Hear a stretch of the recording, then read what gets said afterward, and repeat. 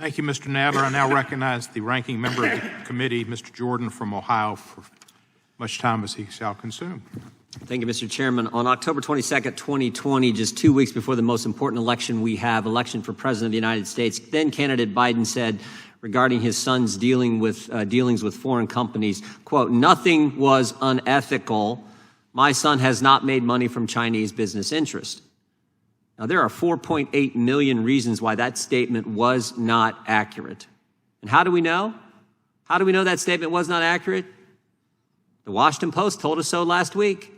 Not Mike Johnson, not President Trump, not Republicans. The Washington Post told us this last week. They did 2 stories last Wednesday, one at 11 a.m., one at 11:04 a.m. 2 8-page stories, 4 minutes apart, confirming what we already knew. The laptop was real. The eyewitness was real. The emails were real. The only thing fake 18 months ago in the run-up to the presidential election was the news. I find that amazing. 2 8-page stories, 4 minutes apart, saying the laptop is accurate, all the emails are accurate, saying this from the Washington Post when for 18 months they said, no, it was Russian disinformation. I mean, think about what happened in the run-up to the most important election we have. Big media, big tech, and Democrats all colluded to bury that story. Something I think the American people would have liked to have known a little something about as they went to the polls to elect the commander-in-chief. And they were joined it wasn't just big tech, big media, and Democrats telling us something that wasn't true. They were joined by 51 former intelligence officials who told us it was Russian disinformation. Now think about this. This is funny how the story has changed. First, it wasn't his laptop. Then it was, it was his laptop, but it was Russian disinformation. Then it was, no, it wasn't Russian disinformation, but Joe Biden wasn't involved. And now it was, Joe was involved, but he did nothing wrong. Amazing how that's all changed in 18 months. So I look forward to hearing from our witnesses and figuring out what we can do with the Foreign Agent Registration Act of 1938. Probably does need some changes, something done to it. But the title of today's hearing is Enhancing FARA, the Foreign Agents Registration Act of 1938. How about we just figure out a way to apply it consistently?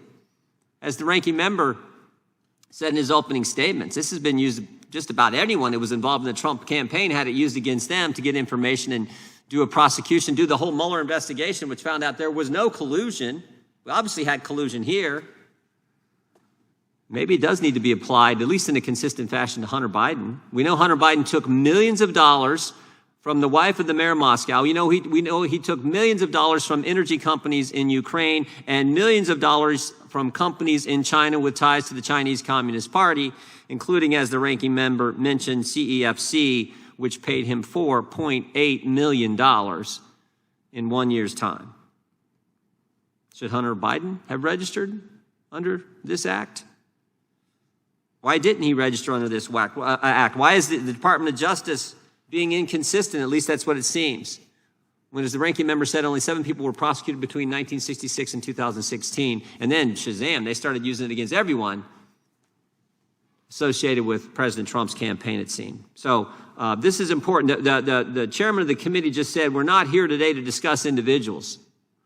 But I do think the American people would like to know the truth about this story and why it was kept from them, kept from we the people, prior to, as I said before, the most important election we have in this nation.